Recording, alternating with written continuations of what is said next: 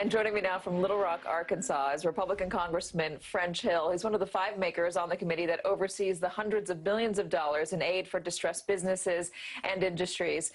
Congressman, thank you very much for being here. There's a lot of concern about oversight of this money, especially after what happened during the bailout in 2008. What are you going to be looking for, and what assurances can you make the American public that that money is going to go to the right hands? Well, Katie, thanks for having me. That was excellent reporting. Those are all the same challenges we hear right here in Little Rock from our small businesses, from our restaurateurs. And we're glad the PPP program has reopened today, because we have 21,000 applications that had been submitted for about $1 billion just when the program ran out of funding. In my job in the Oversight Commission, I'm going to be looking at the strategy of Treasury and Fed to provide the resources for economic stability. Is it working? What's the best way to do that? How transparent is it? And my fellow commissioners and I will be hard at that as soon as we get a chairman. There are some on the committee that have said that they want to know how some of these bigger businesses have used the money that they're getting. They want to know detailed reports on what is being spent. Why don't you want that? You've said that that's not necessary. No, I've never said that. I said that the priority of the commission will be to have a focus on the strategy of the Treasury, and also to talk about the transparency in conducting that strategy, which includes transaction data. I've simply said that when we have the full commission functioning, we'll meet with the Treasury and the Fed and design what that transparency and publicity strategy should be, but we can't do that in a vacuum. Got it. Will you be okay with companies buying back stocks? No, companies are not permitted in buying back stock if they take one of the loans from the Main Street facility or one of the other facilities that's being set up by the Treasury and the Federal Reserve. Let me ask you about the big picture here, because there are a lot of Americans who are really worried about not their jobs in particular, but the state of the economy. If they don't lose their job, great, but their neighbor might lose their job. There are estimates that unemployment could hit numbers we haven't seen since the Great Depression. Do you think that Congress has its arms around the severity of this crisis? How much more money do you think might need to go out to make sure that the bottom doesn't fall out beneath us?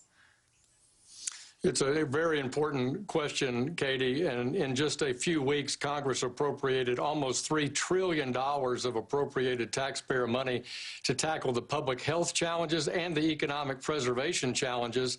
And when you leverage that with the Fed's resources, it's almost $7 trillion, which is over 35% of what our economy earns in a whole year. So in my view, that's being injected here in just a few short weeks. I think we will see, as we open up in state by state, we'll see the impact of that money, and we'll see if there are any gaps that we should consider additional federal support. I'm wondering how we should restructure things in the future. When you look at some statistics gathered by Pew, this was a report that came out a few days ago, most Americans don't have a rainy day fund to cover expenses for 3 months. That was before the pandemic hit. One quarter could not pay their bills in full each month.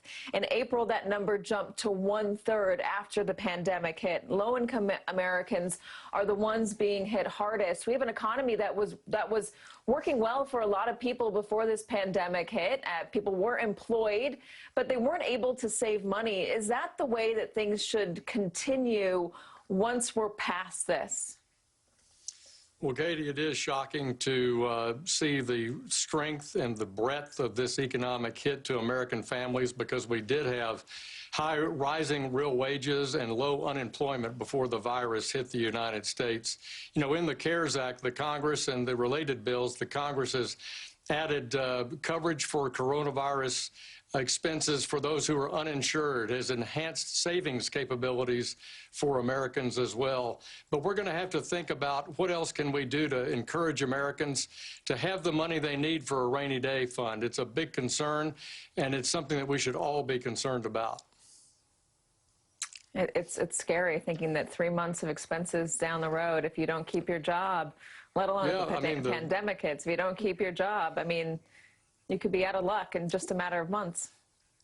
Our economy is a just-in-time economy, and so many Americans, as we've seen these statistics, 40% don't have $400 for an emergency payment. You know, a blown-out tire or a major car repair or a broken water heater. These are all things that are concerning, and so we need to have more robust savings alternatives for families. And that's an important thing for business, too, to recruit employees and make sure not only do they have a competitive paycheck, but that they have an opportunity to save for rainy days and for their retirement. Congressman French Hill, Congressman, thanks so much for joining us. We appreciate your time. Thanks, Katy. Appreciate your time.